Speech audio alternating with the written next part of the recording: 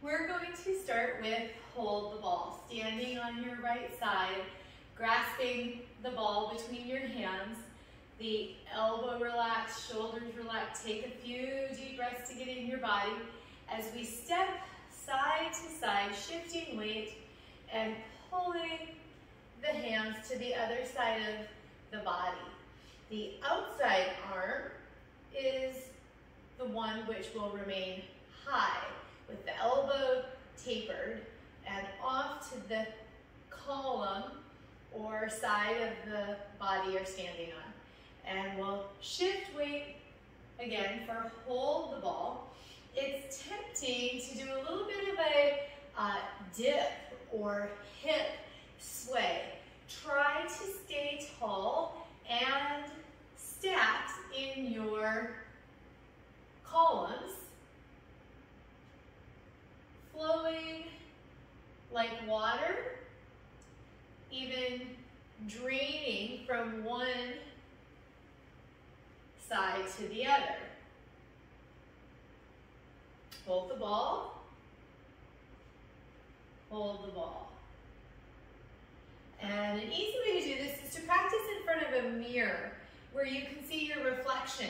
And if the shoulders are level or if one might be dropped down, it's probably going to be the inside one. Let's do this just a few more times, maintaining a pace that matches your breath.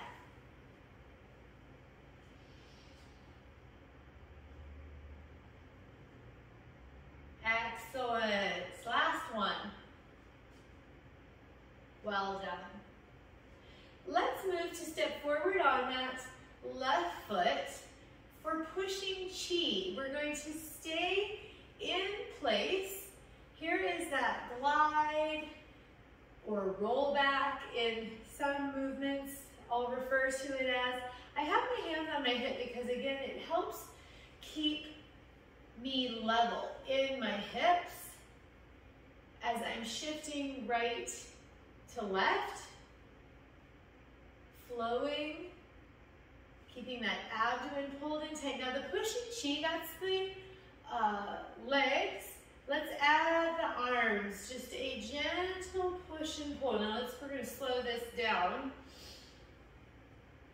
I always like to remind or refer to that dantian again, which sits about 2 inches in from your navel and down. It helps remind me to draw my shoulders down, my hands down, that are often tempted to lift unnaturally and be held by the neck muscles or the upper back, which holds a lot of stress, and we're trying to release stress in the practice. Let's switch feet because this movement is done on both sides of the body in the form. Pushing chi. Notice when I pull, my reflection in the mirror hopefully depicts me staying upright through my trunk or torso. And as I remind you, I'm reminding myself that I may have been leaning forward, which is the fashion. Do not. Stay upright, pull the corset in to support the ribs, and keeping shoulders largely stacked over those hips. You're moving again from that dantian, connecting the dots from collarbone to thigh bone. Well done. And walking chi. You'll find in both brush knee and part the wild horse's mane. So it's a bit like pushing chi, but we're going to travel with it. We glide, first stepping forward, glide, pull or roll back, turning that foot out 40, 30 degrees. And then once I've drained my weight from the back leg, I can step forward with the right.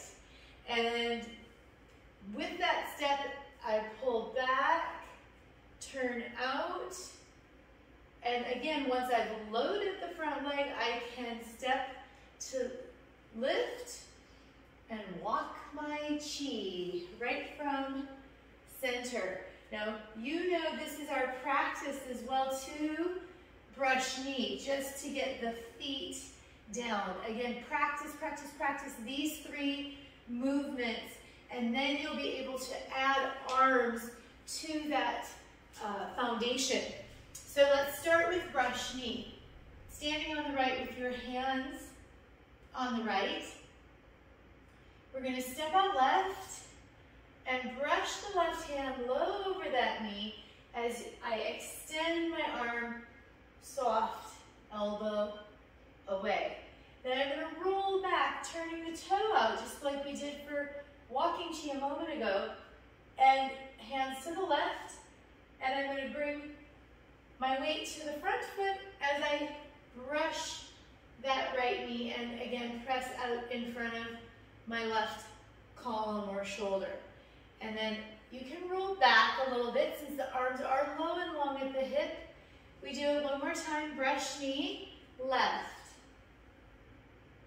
And then we would roll back to transition and turn the toe out to step and repeat on the other side. So standing tall, hands at the right hip, step up, brush knee left, and brush knee right. Roll back, turn that foot out, chi walking, and brush knee left as we push. And then again, it's that roll back to the hip as you pull the foot back. Again, slower being better, particularly with repetition. So standing right, hands on the right, step left, brush, knee left, roll back, brush, knee right, roll back, pulling that foot from the floor to reload, shifting weight, brush, knee left. And then again, if we were going to do it more than 3 times. Well done. Part the wild horse's mane, again, does travel and does include hold the ball. So we hold the ball on the right, standing on the right, and as you step out left, the left hand comes high and the right blocks. You got it. Let's do that again. Hold the ball, standing on the same side as you are holding the ball, and stepping out, the bottom hand comes high. You can think of it as 2 blocks. If someone was striking this way, I'd be blocking. Or with the ridge in my hand, I would be striking at the neck. So that's the martial arts principle, and from time to time that does help in the form. This part of the wild horse's mane, I learned it, and what helped me was to think I was petting, so to bring the head of the horse up and this hand down. But in, again, its origin, the idea is a horse shaking its head and parting its mane. That indicates more the power of the movement, of each of these movements in their origin. We're going to do that on the left side. Hold the ball standing on the left, and again, stepping out right and drawing the low hand, bottom hand high, and the high hand low. You got it. Let's do that again from the left. Because if you are left-handed or right-handed, one side more than likely is going to feel more natural. And I really do like practicing this in peace. Kneel for or breaking it down one more time left. Since this is not my dominant side, although it feels good to step out on my right. Let's put that together now with some walking like we did brush knee.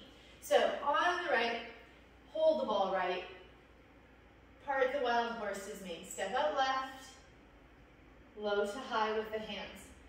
And then we pull back, shifting to the other side. Left, hold the ball, turned my foot, and part the wild horse's mane right. I'm gonna roll back, picking again that foot up. Low hand is gonna travel high, and right or high hand travels low. One more time, pulling back to my left, pulling the foot up, and stepping right in this herringbone kind of right-left pattern, right high, left low. Let's do it one more time. I like to keep these practice videos short so that you might be able to do it in 5 to 7 minutes or 15 minutes if you hit replay. Hold the ball right, standing on your right nice and tall. Collect yourself. We're going to step left and part the wild horse's mane left. Pull back to the left.